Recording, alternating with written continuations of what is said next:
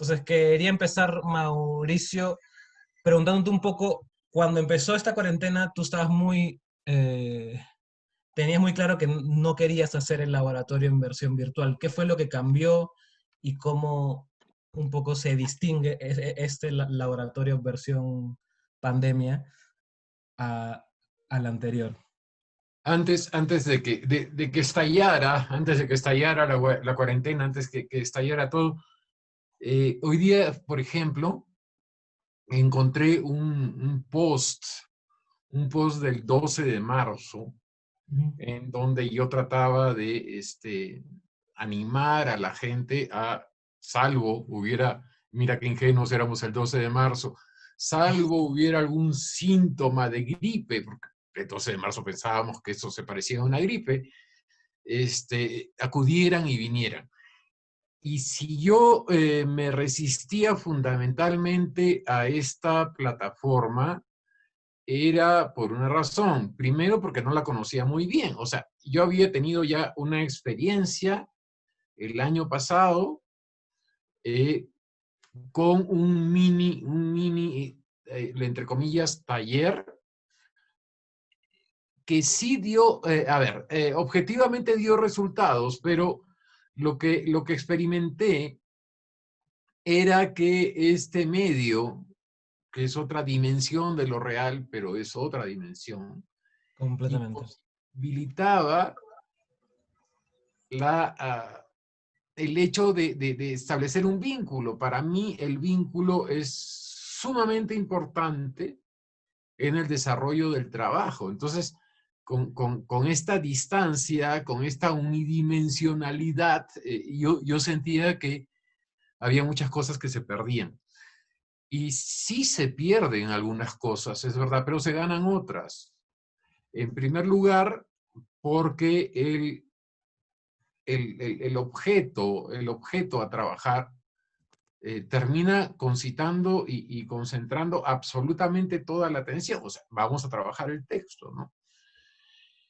Luego del primer mes, que fue un experimento en todo sentido, que todavía existía cierta resistencia de parte mía, es que me entusiasmé.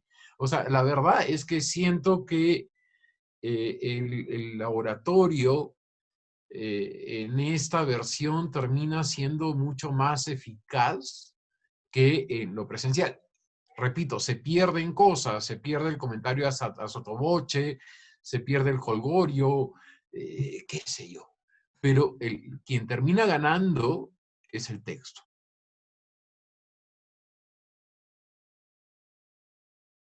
Y quería ver un poco cómo era tu metodología general en todo ese tiempo. Creo que eso no ha cambiado, ¿no? O sea, el enfoque en el texto, y creo que ahora eso más bien, como has dicho, se ha acentuado mucho más, ¿no? Sí, sí, cuidándose, ¿sabes qué? Hay una tentación que yo he visto a veces y hasta me provoca risa. Hay tentación de que esto se desnaturalice y se convierta meramente en un trabajo de edición. Claro. Eh, ¿Sabes qué? Tengo este problema, resuélvalo. O sea, Arréglamelo, claro. arréglame, qué sé yo, hay un sonido raro en el carro.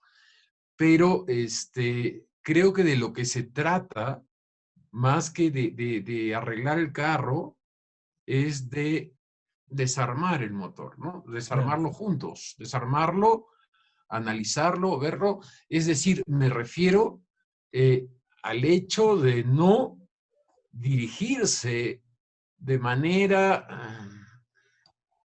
obsesiva al producto, sino a la posibilidad de vivir juntos el proceso. Ahí entra la parte reflexiva, ahí es donde entra incluso la parte teórica Claro. y dirigirse juntos. Me gusta mucho el término jesuita del acompañamiento, ¿no? Sobre todo en un tiempo tan individualista como este.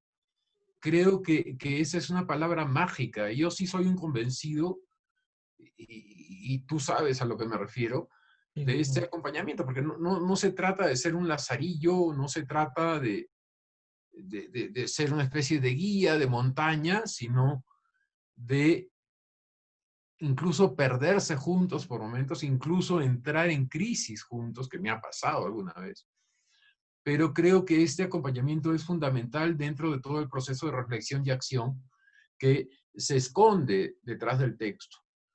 Normalmente, por ver el texto, pero es importante también ser consciente y hacer consciente del discurso donde se está sosteniendo este texto.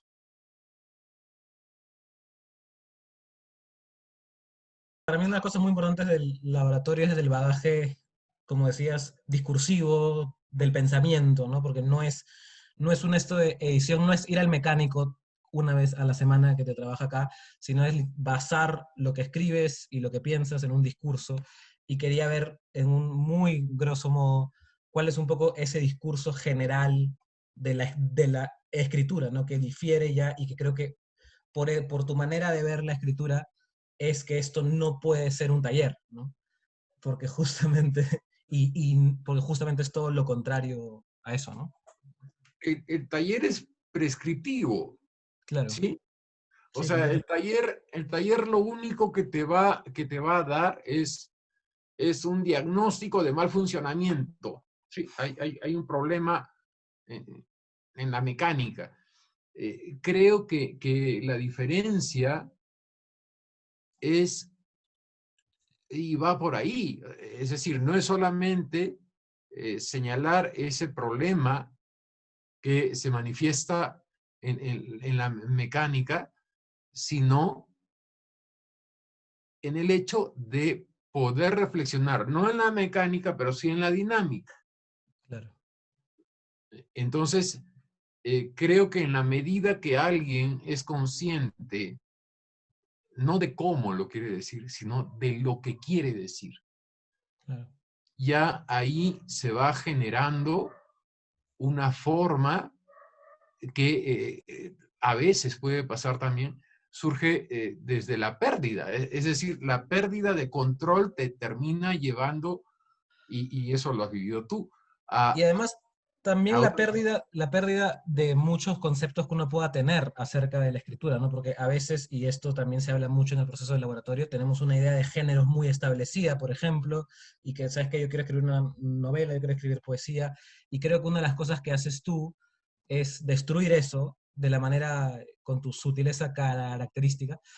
eh, y, Pero no, José, mira, eso no es algo que yo haya instituido, hay mérito. No, no, no, no, no, no. Hoy día justo me encontraba con un pasaje de Pierre Menard de Borges y sí, lo vi en tu post. lo puse y Borges decía exactamente lo mismo. O sea, Claro. por el amor de Dios, ya dejen de fastidiarnos con los géneros y hay que dejar esa tarea al lector.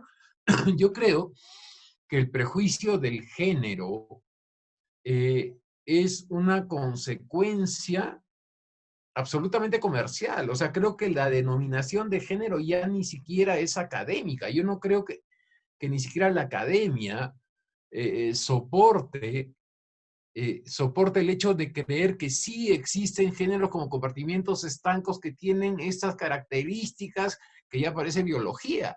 O sea, ese entredicho y todo lo que se habla en función del género identitario, en donde ya no sé cuántos géneros hay, creo que pasaban los 100, es absolutamente aplicable y válido a la funcionalidad textual. O sea, yo considero imposible que hoy se pueda hablar solamente de poesía, solamente de narrativa, solamente de drama, qué sé yo. O sea, creo que las exigencias de una sociedad que ahora en esas circunstancias se ha pantallizado, se ha localizado, es más híbrida que nunca, Completamente. Y lo mismo ¿no? pasa también con esta distinción que ya, o sea, tú hablas de que lo de los géneros lo ve en Borges, esta distinción de literatura y escritura, ¿no? Que me parece muy importante en tu manera de ver y de abordar el proceso de el laboratorio. Yo chequeaba un texto de Barthes de los 60 donde ya dice hay que dejar de hablar de literatura y hay que hablar de escritura. Y eso fue en los Exacto. 60, no sé matemáticas, hace 60 años, ¿no? Y Y lo seguimos curioso, un poco en eso, ¿no? fíjate, lo curioso este texto que está citando de Barthes Mm, es que no estamos saliendo del ámbito académico. Eso, punto número uno. Y sí, punto número dos es ese pensamiento de Barthes, el que de alguna manera va a devenir y va a generar todo el discurso neobarroco que también se comienza a gestar en esos años en París. mm, Entonces, muchas veces creemos y decimos, no, ¿sabes qué? Chao a la academia, seamos como Bukowski. No, Dios nos libre de Bukowski. O sea, no es que yo crea en la idea del artista puro. El artista puro debe tener serios problemas qué sé yo, de conocimiento y de vínculo. Se trata de un artista impuro, o sea, de un artista absolutamente contaminado por la mayor cantidad de referencias, porque de ahí es que sí. va a surgir la originalidad. La originalidad no es la ausencia de referencia, sino es el exceso de la misma.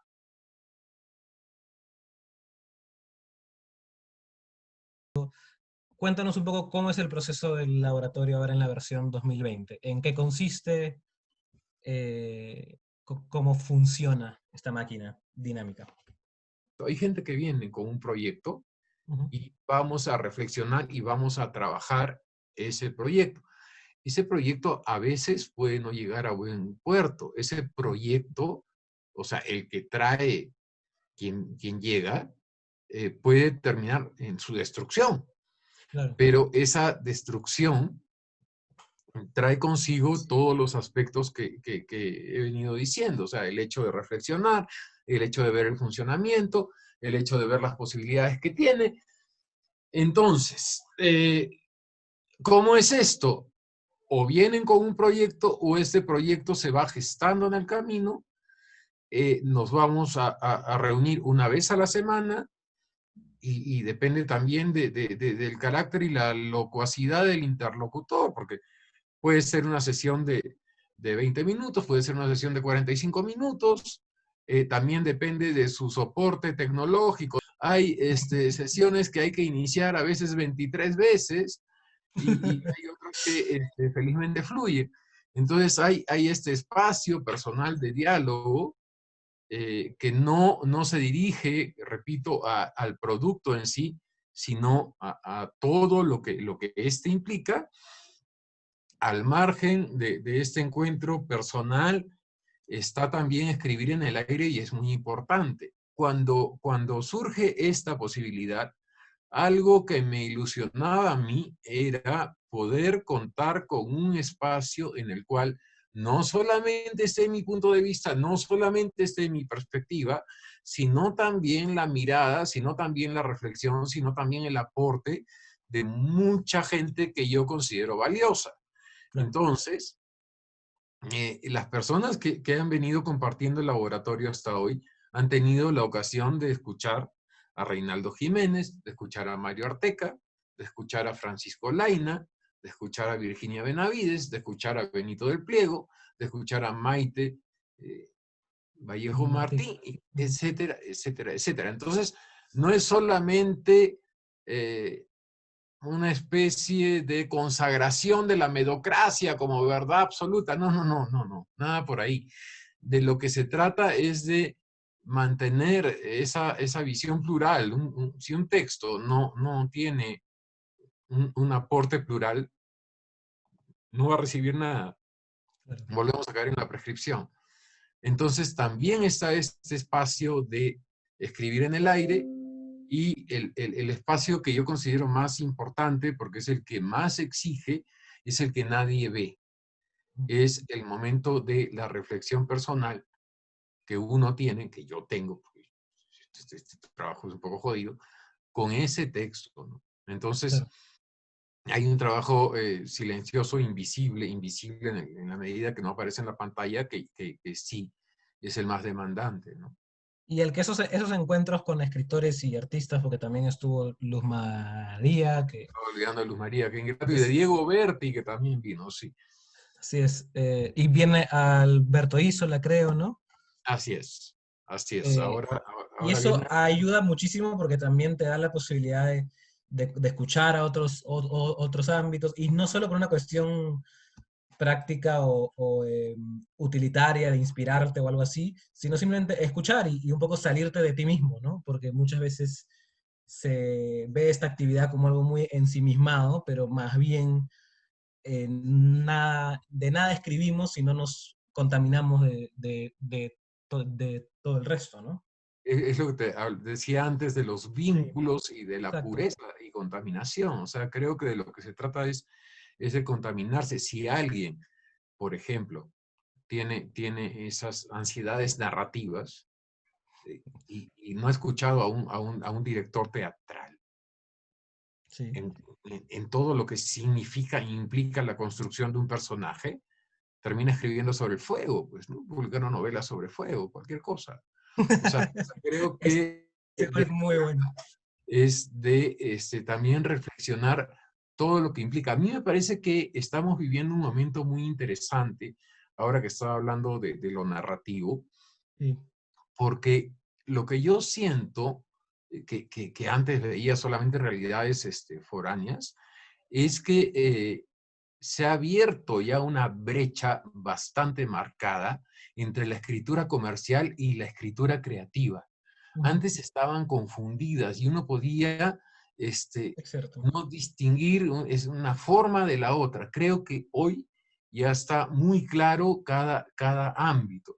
Una escritura que nace al margen del mercado puede entrar en el mercado, Ujú. ¿sí? Sí, claro, Pero obvio.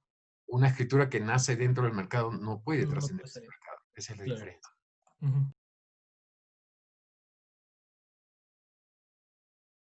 Cuando yo estaba en, algunos sabrán que tenía yo un programa de entrevistas y cuando no hacía mi tarea y no investigaba bien al entrevistado, le hacía esta pregunta, que era la mayoría de veces, y que es cómo surgió el laboratorio, cómo fue un poco el comienzo y cuéntanos un poco quizá alguna anécdota con los primeros cofundadores del espacio.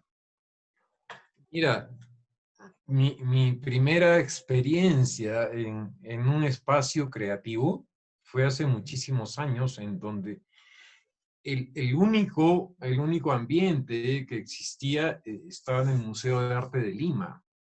Mali. No, todavía no era el Mali, es una derivación ya posmoderna. O sea, te hablo del Museo de Arte de Lima. O sea, cuando tomabas colectivo, que normalmente era un auto del año 60 y tantos, y ibas sintiéndote importantísimo al lado de 4 pasajeros. Pero en esa experiencia de taller, porque era un taller, yo recuerdo mucho que compartí estos distintos momentos con Jorge Eduardo Benavides, con Ricardo Sumalabia, con Iván Tais. Hay una dictadura de narradores. En ese momento, por alguna extraña razón, iban más narradores que poetas. Los poetas normalmente en Lima estaban en Quica, ¿no? Y no hablando de escritura, sino intoxicándose. Claro, Eh, entonces, eran espacios muy viciados. claro. Creo que no me refiero al alcohol, me estoy refiriendo Sí, a los... a las ansiedades que habían de por medio, ¿no? Entonces no me gustó, no me gustó lo que vi. eh, y ahí es que con Jorge Eduardo comenzamos una primera experiencia que fue el taller entre líneas. Sin embargo, las dos eh, circunstancias que me marcaron más para este laboratorio las quiero sí comentar. claro, dime. Una primera fue el hecho de haber tenido el reto de conseguir que un grupo de señoritas cuyo objetivo era estudiar decoración de interiores leyeran. Tenía que conseguir eso, estoy hablando de fines de los 90, y eso me obligó a desarrollar una serie de recursos absolutamente improvisados que fueron los que marcan muchas de las cosas que he venido trabajando. Y la otra circunstancia que yo considero fundamental también es la presencia de un alumno que tuve ya en el ámbito escolar, el cual era muy, pero muy talentoso en todo lo que se refería a las artes visuales. Era y es para mí un monstruo en todo lo que es dibujo y ahora felizmente la pintura, pero conseguir que se interese en leer nuevamente. Claro. Que eso costó la vela verde, ¿no? Pero todos esos recursos, o sea, de situaciones adversas y casi imposibles, también me permitieron la posibilidad de una desliteraturización, o sea, ya no estar pensando en esa literatura como un estado ideal, como un ámbito mayor, sino simplemente como una instancia más, ¿no? Y ahí viene la diferencia de literatura y escritura.